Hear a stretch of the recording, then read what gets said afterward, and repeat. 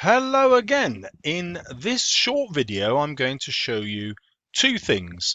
So on my first screen here, I'm going to show you what the subject or focus of every question on the inspector calls has been for the higher tier of AQA, because that shows us what's in the examiner's head.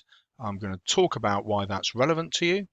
And then secondly, I'm going to look at the top level in the mark scheme, the 7 things you need to do to get those marks, and how you can use this to choose the questions you answer.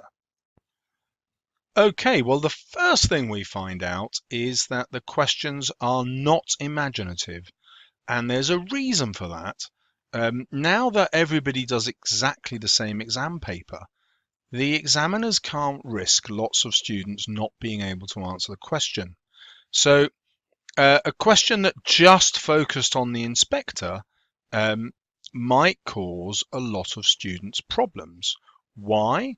Well, because the inspector is a proxy for the views of J.B. Priestley. And I'll show you why that's a problem.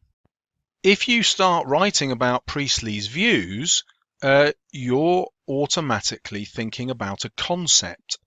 You're seeing the play as a way of constructing a set of ideas to educate his audience. Now, the problem for that with the examiner is that automatically means you get higher grades. And again, if you start looking at the inspector, you start looking at the play as an argument on its own. And so you start tracing through Priestley's argument about what he's trying to show about social responsibility and socialism and marrying it with Christian thought and Christian language. So two problems present themselves here. One, this is much more difficult content in the examiner's mind, but two, they can't afford for so many students to get really high marks, because then they won't have reliable grade boundaries.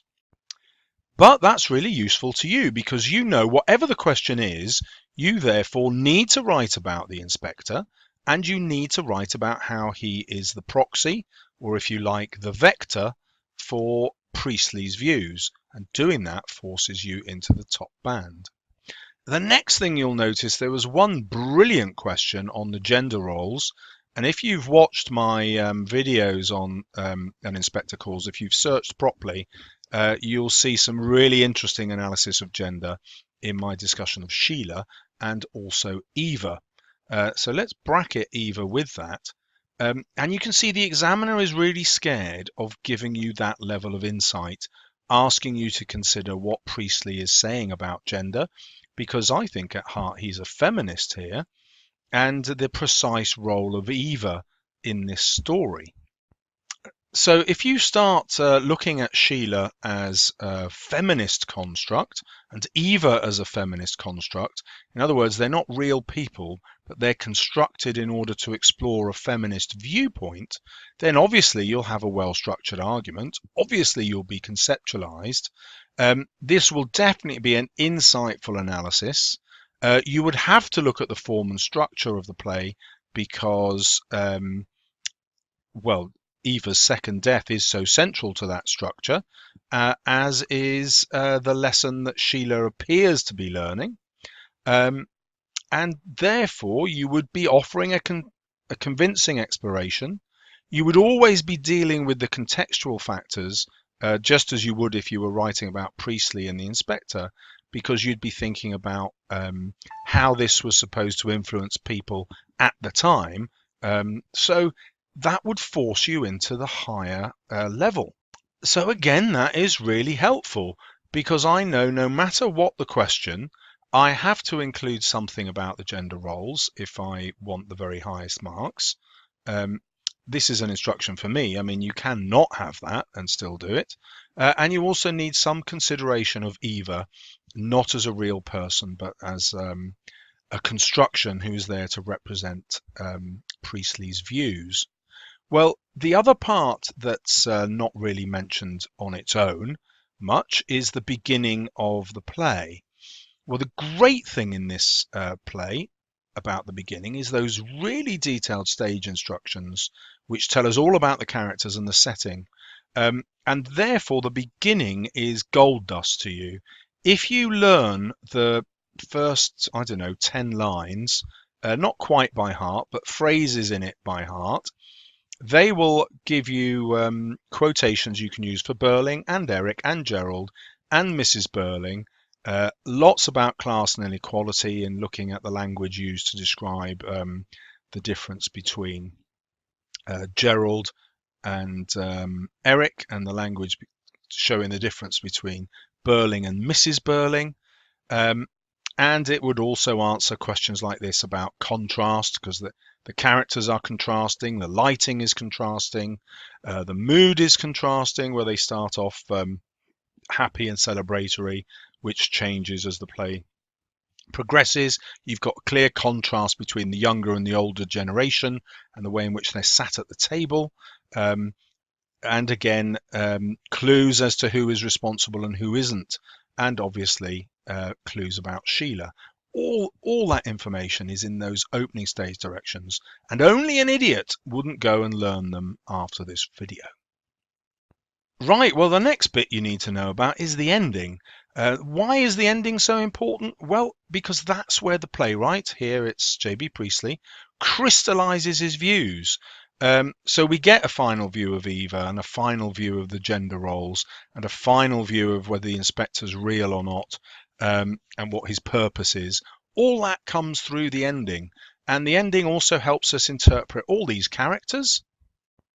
And now if we go back to what the examiner is looking for, if we've dealt with the beginning and Priestley's point of view and the ending, well, that has to be a well-structured argument, and it has to be conceptualized. All our references will be judicious because they're taken from these quotations at the beginning and the end, and we've married that to our understanding of Priestley's point of view. That will make it an insightful analysis. We will naturally write about the form and structure of the play because we're considering why the ending ends as it does and why the beginning begins as it does. And that's basically what that means. We don't need to worry about subject terminology here because the word judicious means you use it when you need to. There isn't a list of words that you need to include here. So don't panic about that. And will you have a convincing exploration? Well, if you've analysed it with a lot of thought, it will be convincing.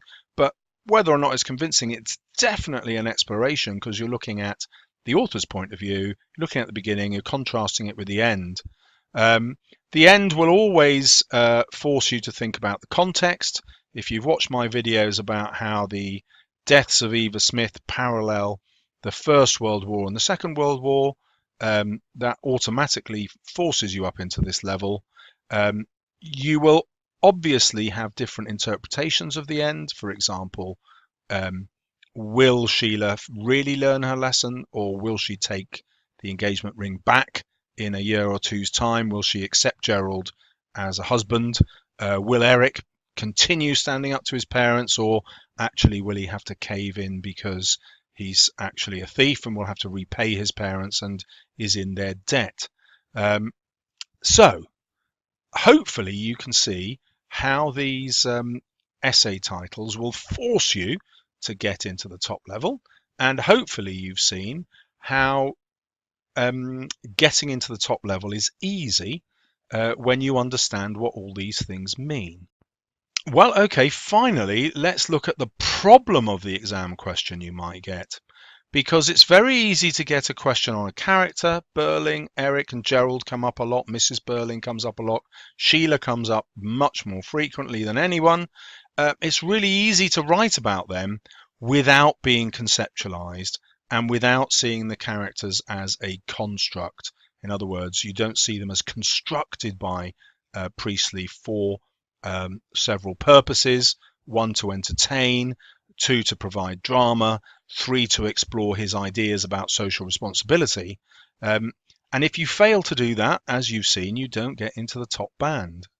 If you get questions about the poet's ideas, so explorations of class or inequality, or the inspector's message about society, then it's easy to get the higher marks. So I would recommend, if you can, that you you look first at the choice that's about Priestley's point of view. It's easy when you get into contrast and conflict, or the older generation and the younger generation, not to write about Priestley's point of view. And so make sure that you do. And the biggest problem is when you get to Sheila, if you're not writing about her point of view there, and linking that to the inspectors, and then linking that to Priestley's. And now to finish, whenever you're writing about any of these characters, if you have to, as long as you look at their role at the beginning and the end, as long as you see how they illustrate a gender role, and as long as you talk about how they're influenced by the inspector, you will get into the top band. So I hope you found that helpful. And in my later videos, I will show you the top quotations to use no matter what your inspector calls essay. Thanks for watching, and don't forget to subscribe if you want more. Good luck with your revision.